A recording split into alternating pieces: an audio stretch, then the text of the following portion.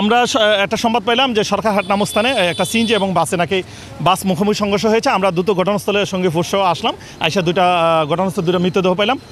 জানতে পারলাম যে সিএনজিতে 4 জন ব্যক্তি ছিল, 4 জনের মধ্যে 2 জনে মারা গেছে, 2 জন চিকিৎসাধীন আছেন। আমরা হাসপাতালে খবর নিয়েছি, সুস্থ অবস্থায় আছেন, রাস্তা চলাচল স্বাভাবিক। আর ঘাতক বাস এবং বাসের চালক আটক আছে, সিএনজিটা আমাদের কাছে জব্দ আছে। তো এই পুরো বিষয়টা আমরা পরবর্তী তদন্তপূর্বক আইনগত ব্যবস্থা নেওয়া হবে।